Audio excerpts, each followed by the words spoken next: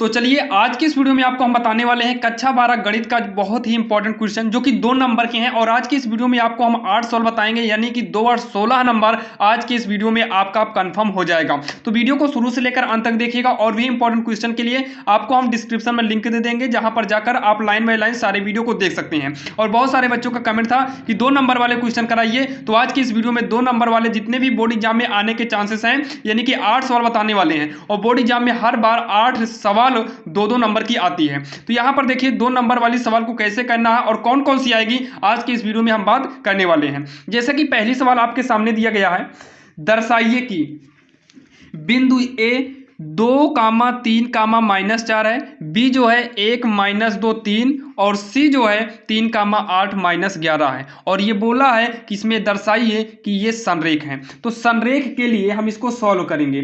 तो यहाँ पर लिखेंगे, पहले वाले को बिंदु ए है, दूसरा बी है। तो यहाँ पर लिखेंगे, सबसे पहले तो आप यहाँ बिंदु को उतारिएगा।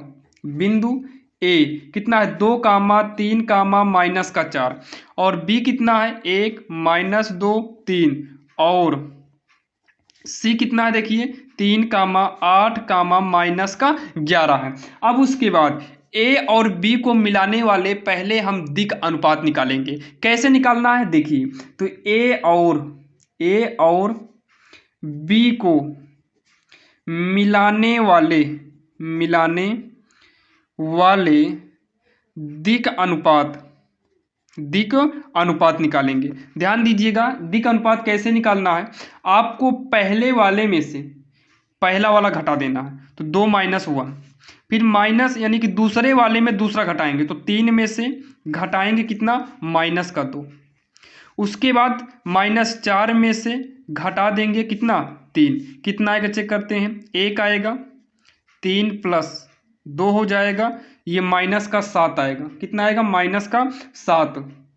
अब उसके बाद जो है ये होगा, नीचे करेंगे तो 1 3 2 5 हो जाएगा -7। और बाकी आप जो है पीछे वाले में से आगे वाला घटा सकते हैं, मतलब बी में यानी कि 1 - 2, इस तरीके से उल्टा भी आप घटा सकते हैं, दोनों सही रहेगा, ध्यान दीजिएगा। अब उसके बाद जैसे हम ए बी का निकाले हैं, वैसे ही अब एक को छोड़िए बी सी का निकालेंगे। तो बी और सी को मिलाने वाले दिक् अनुपात तो क्या करना है, 1 में से 3 को करेंगे तो 1 - 3 कामा -2 में से घट जाएगा दूसरा वाला 8, यहाँ 3 में से घटेगा कितना 11, तो -11 है। तो इस तरीके से ब्रैकेट करना जरूरी है। अब आगे जब करेंगे इसे तो -2 आएगा, ये होगा -10 और ये 3 प्लस का हो जाएगा 11। तो ये कितना आएगा चेक करते हैं, -2 आएगा, -10 आएगा और ये 14 हो जाएगा। इतना हो गया। अब देखिए इसमें और इसमें कुछ मैच कर रहा है क्या, अगर मैच कर रहा होगा कुछ भी तो संरेख है, अन्यथा संरेख नहीं होगा। तो 1 5 7 है माइनस का। अगर इसमें हम -2 को कॉमन ले लें, -2 को हटा दें, तो यहाँ पर 1 बचेगा, यहाँ 5 बचेगा और यहाँ -7 बचेगा, यानी कि दोनों आपस में अनुपात के हिसाब से मैच कर रहे हैं। और यहाँ पर दिक् अनुपात हमने निकाला भी है। तो यहाँ पर लिखेंगे स्पष्ट है, क्या लिखेंगे, स्पष्ट है ए बी और, स्पष्ट है कि ए बी और अगला क्या है BC के दिक् अनुपात समानुपाती। क्या है, समानुपाती मतलब समान मिल रहे हैं, तो समानुपाती हैं। लास्ट में लिख देंगे अतः A, B और C संरेख बिंदु हैं। क्या है, संरेख बिंदु हैं। और यही आपका दर्शाना था, यही आपका हो जाएगा प्रूव्ड। तो लास्ट में लिख सकते हैं प्रूव्ड। इसमें आपको कोई भी दिक्कत नहीं होगी, बिल्कुल आसान सवाल थी, आपके समझ में आ गया। कुछ भी नहीं करना था, पहला पहले में घटाना था, दूसरा दूसरे में, तीसरा तीसरे में, ऐसे इसमें भी किए हैं। दोनों का अनुपात मिल गया तो लास्ट में लिख दिए स्पष्ट है ए बी और BC के दिक् अनुपात समानुपाती मतलब समान मिल रहे हैं। और यही इसका हो जाएगा आंसर, जो कि आसान था और आपके समझ में भी आ गया होगा। अब यहाँ पर देखिए जो दूसरी सवाल है ये समाकलन से है, तो इसको कैसे सॉल्व करेंगे। सबसे पहले तो आप सवाल को उतारिएगा, 1 प्लस साइन में है 2x, इंटीग्रल रूट के अंदर 1 का फार्मूला होता है cos² x प्लस में sin² x। या फिर आप sine square x plus cos square आगे पीछे भी कर सकते हैं। और ये रूट के अंदर ही, ये तो 1 का फार्मूला है। प्लस में साइन 2x का फार्मूला होगा 2 साइन एक्स इंटू में कॉस एक्स, और यहाँ पर dx लगा देंगे। अब इसके बाद इंटीग्रल, ये फार्मूला बन जाएगा कॉस एक्स प्लस में साइन एक्स का होल स्क्वायर, यहाँ पर dx लग जाएगा। तो ये स्क्वायर होने की वजह से रूट से बाहर आ जाएगा, तो हो जाएगा कॉस एक्स प्लस में साइन एक्स dx। अब उसके बाद ये हो जाएगा कॉस एक्स अलग कर देंगे, कॉस एक्स dx प्लस में इंटीग्रल में साइन एक्स dx होगा। तो कॉस एक्स का जो फार्मूला होता है, कॉस का हो जाएगा साइन एक्स समाकलन, और जो साइन का होता है ये माइनस कॉस होगा, तो माइनस प्लस माइनस का कॉस एक्स, और लास्ट में प्लस का सी लगेगा, और यही जो है इसका फाइनल आंसर हो जाएगा, जो कि आप देख रहे हैं ये बिल्कुल आसान सवाल थी। अब हम बात करेंगे सवाल नंबर तीसरी की। अब यहाँ पर देखिए तीसरी सवाल है, ये अवकल समीकरण की है, जो कि काफ़ी इंपॉर्टेंट है। तो यहाँ पर सबसे पहले हम लिखेंगे अवकल समीकरण। क्या लिखेंगे? अवकल समीकरण जो दिया है डी वाई बटे का डी एक्स प्लस में रूट में 1 minus Y square upon 1 minus X square equal में 0। अब क्या करेंगे, यहाँ पर डी वाई बटे डी एक्स को नोट करेंगे इक्वल, इसको उठाकर हम पक्षांतर करेंगे। इधर ये प्लस में था, इधर आएगा तो माइनस के साथ हो जाएगा। रूट में 1 minus Y square upon 1 minus का एक्स स्क्वायर, तो हो जाएगा डी वाई बटे का D X equal minus root में 1 minus Y square upon root में 1 माइनस का एक्स स्क्वायर हो जाएगा। अब इतना कहने के बाद आपको क्या करना है, इस y को यानी कि y एक तरफ कर दो, x एक तरफ कर दीजिए। तो इस dy को उतारते हैं, ये y को उठाकर इसके बटे में कर देंगे, तो हो जाएगा रूट में 1 माइनस का वाई स्क्वायर इक्वल, माइनस रहने दीजिए, dx को इधर भेजेंगे तो तिरछा गुणा के हिसाब से ये तो हट गया है, यहाँ पर आ जाएगा dx अपान में होगा रूट में 1 माइनस एक्स स्क्वायर। और इतना करने के बाद यहाँ पर समाकलन कर देंगे, तो लिख देंगे समाकलन करने पर या फिर लिख देंगे दोनों पक्षों में समाकलन करने पर, तो यहाँ इंटीग्रल लग जाएगा। तो ये फार्मूला हो जाएगा टेन इनवर्स, टेन नहीं 1 माइनस है रूट के साथ, तो ये साइन में जाएगा, तो साइन इनवर्स y बराबर माइनस में ये हो जाएगा साइन इनवर्स x प्लस का c। तो इसके बाद जो होगा साइन इनवर्स y लिखेंगे, इसको उठाएंगे उधर कर देंगे, तो माइनस से उधर जाएगा प्लस में हो जाएगा साइन इनवर्स x बराबर c। यही इसका आंसर हो जाएगा, जो कि काफ़ी आसान था और आपके समझ में भी आ गया होगा। अब यहाँ पर देखिए जो चौथी नंबर है ये आपके सामने है, ये देखने में छोटी है, बाकी काफ़ी इंपॉर्टेंट सवाल है। x y और z अक्षों की दिक कोजाइन ज्ञात कीजिए। अब यहाँ पर देखिए चौथी नंबर है, x, y और z अक्षों की दिक कोजाइन या कोज्या ज्ञात कीजिए।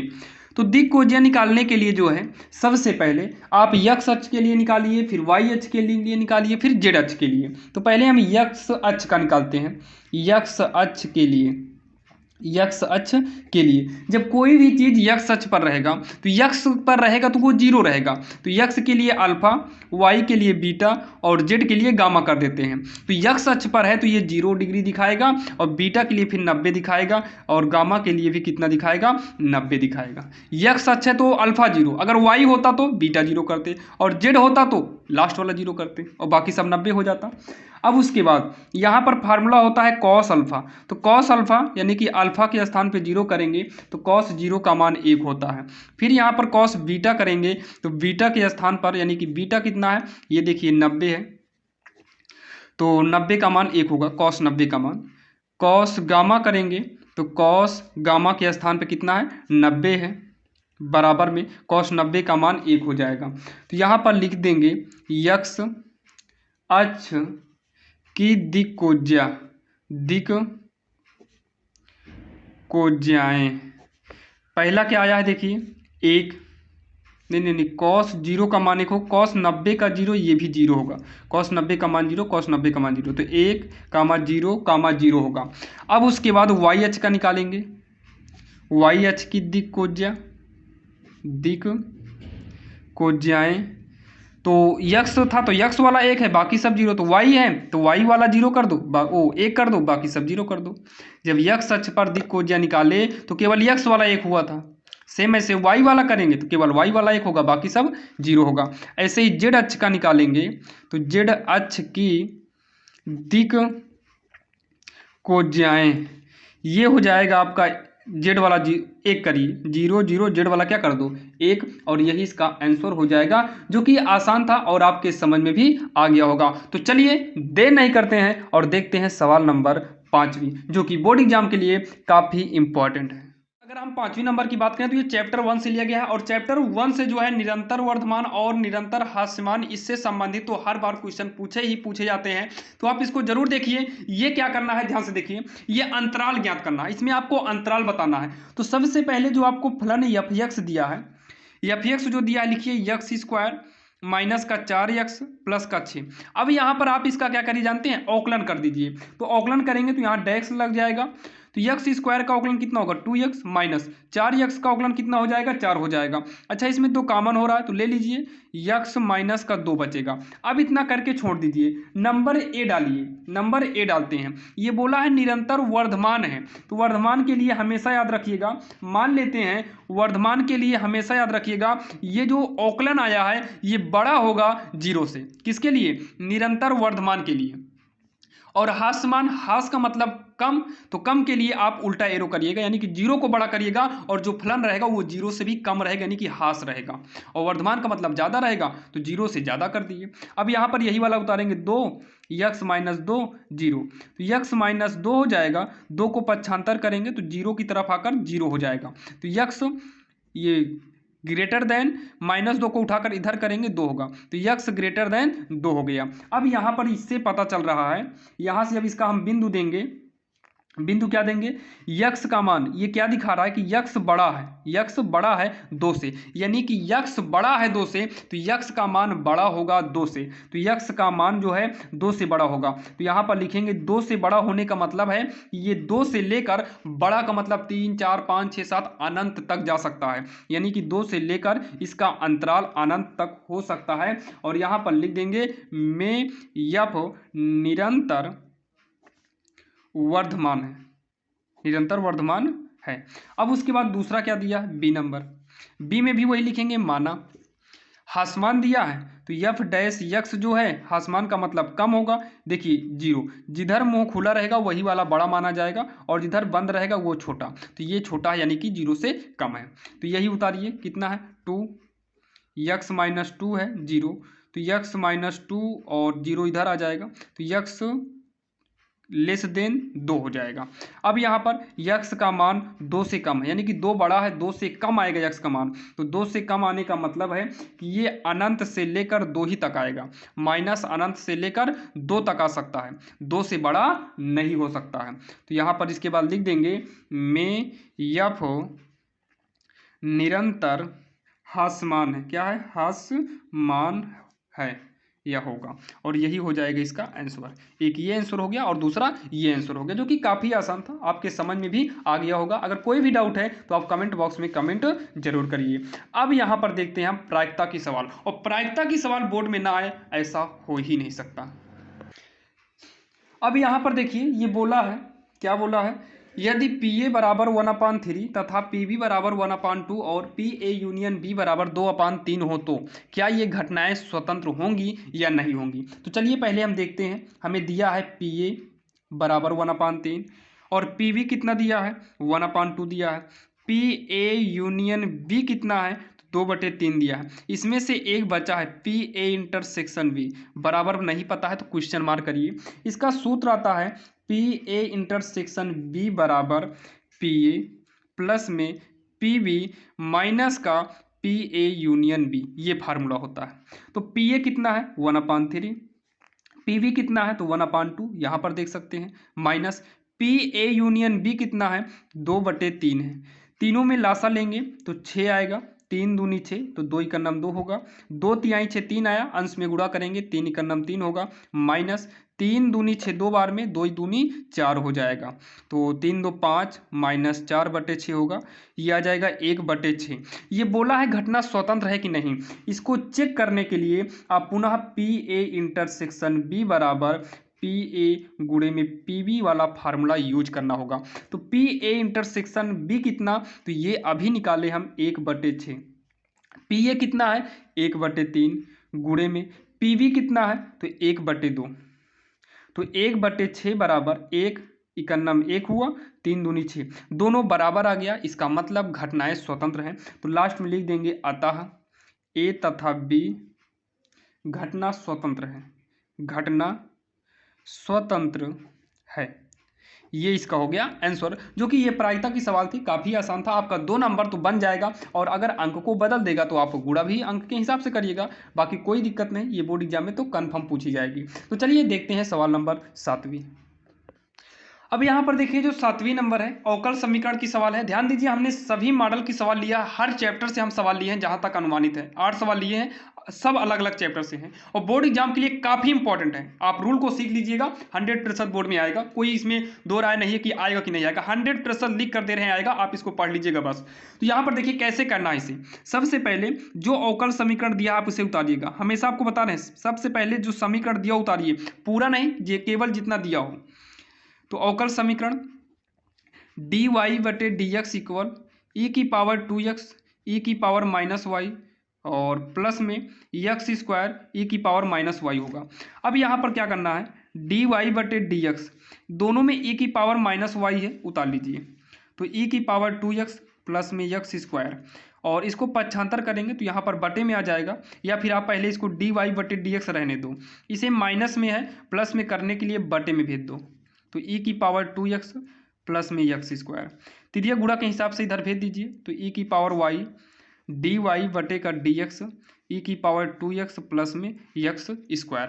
अब क्या करिए, दोनों तरफ समाकलन कर दीजिए। उससे पहले e की पावर y dy कर लो, dx को इधर भेज दो, तो e की पावर 2x प्लस में x², एक ब्रैकेट में कर दो, dx यहाँ पर आ गया। अब दोनों तरफ इंटीग्रल कर देंगे, तो यहाँ पर लिख देंगे समाकलन करने पर, समाकलन करने पर, और बाकी यहाँ लिखना चाहो तो लिख सकते हो दोनों तरफ समाकलन करने पर या दोनों पक्षों में।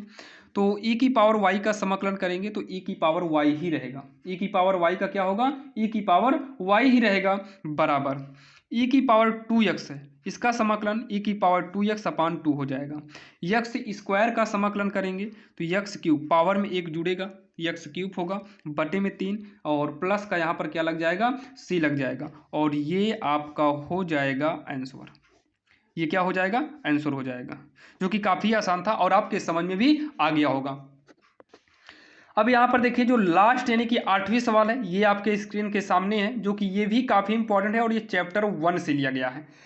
तो क्या बोला, प्राकृतिक संख्याओं के समुच्चय n एक संबंध r एलिमेंट दिया है क्या, a, b अनुपात में दिया है, a, b एलिमेंट है n का, तथा a बराबर b² दिया है, b² से व्यक्त किया जाता है, क्या a, b एलिमेंट r के होंगे कि नहीं होंगे, bc r के हैं कि नहीं, और ac भी r के हैं, सत्य है, अगर सत्य है तो एक उदाहरण की पुष्टि भी कीजिए, ये आपको बताना है। तो सबसे पहले हम लिखेंगे r, जो ये r दिया है ये एक वास्तविक संख्याओं का समुच्चय होगा, किसका होगा, तो r बराबर लिखेंगे वास्तविक संख्याओं का समुच्चय, संख्याओं का समुच्चय।